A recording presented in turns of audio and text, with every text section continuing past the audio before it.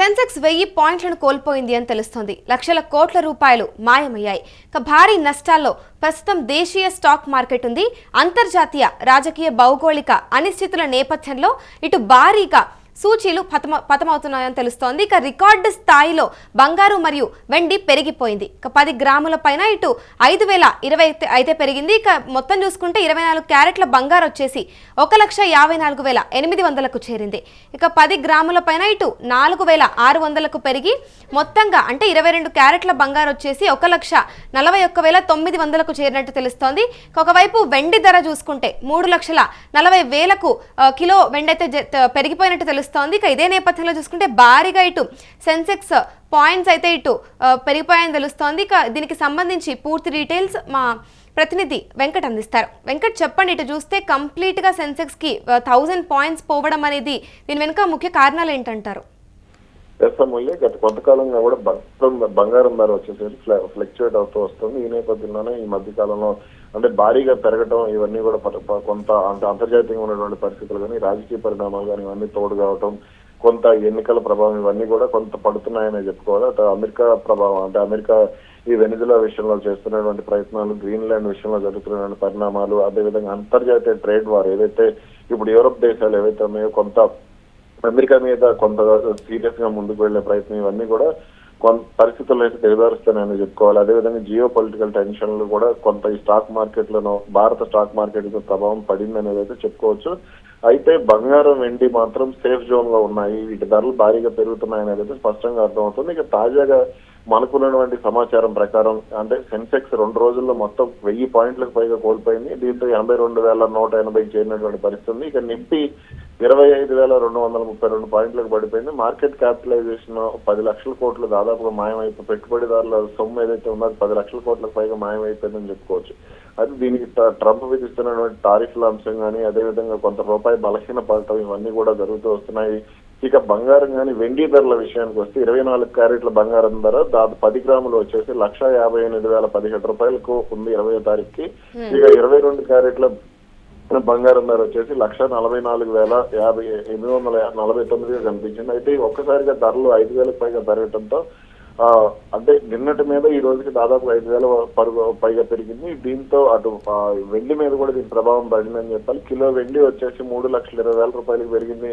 గ్రాముకు దాదాపుగా 320 రూపాయలు పెరిగింది. అంటే ఇప్పుడు ఏదైతే 24 క్యారెట్ల బంగారు 1,54,000కు పెరిగిందో దీనివల్ల ఇప్పుడు సాధారణ వినియోగదారులు ఎవరైతే ఉంటారో వాళ్ళపైన భారం పెరుగుతుంది. దీని గురించి ఏమంటారు? ఖచ్చితంగా అంటే బంగారం కొనుగోలుకు సంబంధించి గత కొంతకాలంగా కూడా అంటే ఈ మధ్యకాలంలో బంగారం ధరలు తగ్గాయి అనేది మనకు కొంత వచ్చినటువంటి వార్త. దీంతో చాలా మంది బంగారం కొనుగోలు చేయడానికి ప్రయత్నం చేశారు.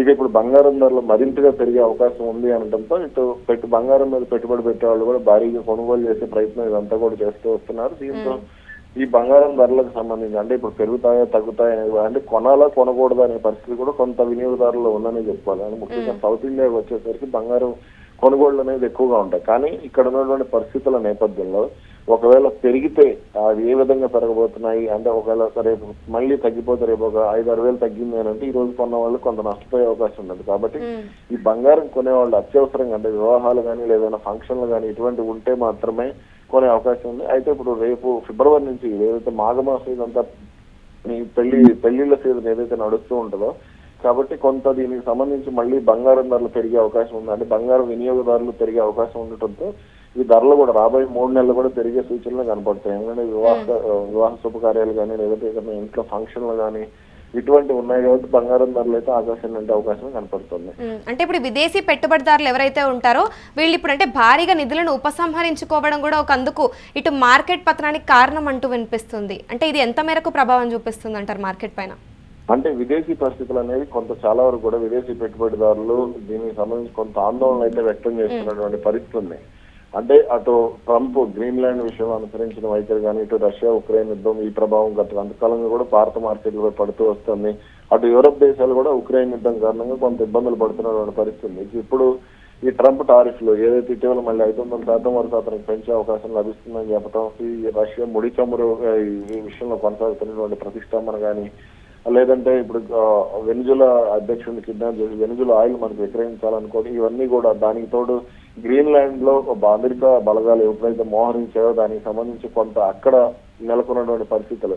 అటు యూరప్ దేశాలు కూడా ట్రేడ్ బజూకాను వినియోగించాలి, అమెరికా మీద ప్రయోగించాలని ప్రయత్నం చేస్తున్నాయి. వీటన్ని పరిస్థితులు కూడా కొంత ఈ భారత స్టాక్ మార్కెట్ పై, ఎందుకంటే ఆ భారత స్టాక్ మార్కెట్ ఎప్పుడు కూడా అంతర్జాతీయ పరిణామాల మీద బేస్ అయి ఉంటుంది. ఎందుకంటే అమెరికా కానీ యూరప్ దేశాలతో కానీ ఇటు రష్యాతో కానీ ఎక్కువగా వాణిజ్యం మనకు ఉంటుంది కాబట్టి, అటు చైనాతో కూడా వాణిజ్యం ఉంటుంది కాబట్టి ఇది భారత స్టాక్ మార్కెట్లు ఎక్కువగా ప్రభావితమయ్యే అవకాశం ఉంటుంది. ఇక ఇటీవలి కాలంలో చైనా తీసుకుంటున్నటువంటి నిర్ణయాలు కూడా, అంటే డాలర్ కు ప్రత్యామ్నాయంగా మరో కరెన్సీని తీసుకురావాలి అనే ప్రయత్నం అయితే చేస్తున్నాయి. అలాగే ఇప్పుడు స్విఫ్ట్ దీనికి సంబంధించి ఏదైతే డాలర్ మారక విలువకు సంబంధించి అంతర్జాతీయంగా వినియోగిస్తున్నారు, దానికి ప్రత్యామ్నాయంగా కూడా తీసుకొచ్చింది.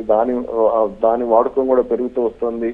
కాబట్టి ఇవన్నీ కూడా కొంత స్టాక్ మార్కెట్ పై తీవ్ర ప్రభావం చూపించే అవకాశాలే కనపడుతున్నాయి. ఇక మన దేశంలో నెలకొన్నటువంటి కొన్ని రాజకీయ పరిస్థితులు, అంటే పశ్చిమ బెంగాల్ ఎన్నికలు ఉండటం, తమిళనాడు ఎన్నికలు ఉండటం, ఇవన్నీ కూడా కొంత మార్పులకు వేదికగా మారుతున్నాయని చెప్పుకోవచ్చు. మరి దీనికి సంబంధించి అండి బంగారం ధరలకు సంబంధించి రాబోయే రోజుల్లో ఎటువంటి పరిణామాలు ఉండబోతున్నాయి, స్టాక్ మార్కెట్ ఎలా ఉండబోతుంది, అన్ని పెట్టుబడిదారులు కూడా కొంత వెనకడుగు వేస్తున్నటువంటి పరిస్థితి కూడా ఉందండి. ఈ త్వరలో బడ్జెట్ కూడా ప్రవేశపెట్టనుంది కేంద్ర ప్రభుత్వం. కాబట్టి ఈ పరిస్థితులు కూడా కొంత ప్రభావం చూపించారు. అంటే మరి ఇప్పుడు రీటైల్ ఇన్వెస్టర్స్ ఎవరైతే ఉన్నారో వాళ్ళు ఇప్పుడు ఈ దశలో మార్కెట్ లో ఉండాలా లేదా బయటకు వచ్చేయాలని నిపుణులు ఏం సూచిస్తున్నారంటారు?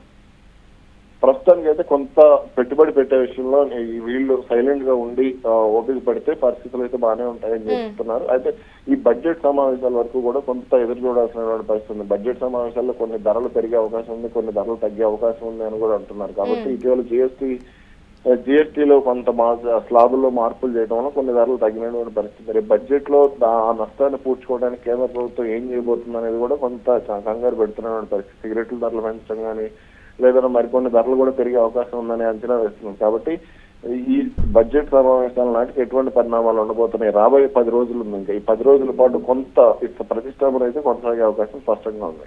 Right, thank you Venkat.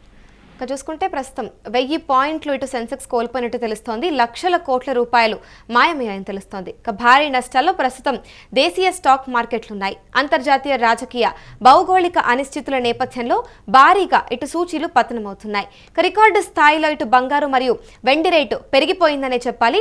10 గ్రాముల పైన చూసుకుంటే 5020కి పెరిగింది. ఇటు 24 క్యారెట్ల బంగారం మొత్తానికి చూసుకుంటే 1,54,800కు చేరింది. ఇక 10 గ్రాముల పైన 4,600 పెరిగి మొత్తానికి 22 క్యారెట్ల బంగారు 1,41,900కు చేరింది. ఇక కిలో వెండి ధర చూసుకుంటే 3,40,000కు చేరిందనే చెప్పాలి. ఇటు బంగారు వెండి రేట్లు మాత్రం భారీగా పెరిగిపోయిన నేపథ్యంలో ఇటు సాధారణంగా వినియోగదారులు ఎవరైతే ఉంటారో వాళ్ళందరికీ కూడా ఇది ఒక పెద్ద షాక్ అనే చెప్పాలి. ఇక ఇటు మార్కెట్ నేపథ్యంలో కూడా చూసుకుంటే ఎవరైతే రీటైల్ ఇన్వెస్టర్స్ ఉంటారో ఈ దశలో మార్కెట్లో ఉండాలా లేదా బయటకు రావాలా అనే సందిగ్ధతలో కూడా ఉన్నట్టు తెలుస్తోంది. ఇక ప్రస్తుతానికి చూసుకుంటే ఇది తాత్కాలికమే, సుదీర్ఘకాలంలో ఇలాంటి పరిస్థితులు ఉండే అవకాశాలు లేనట్టు కనిపిస్తుంది.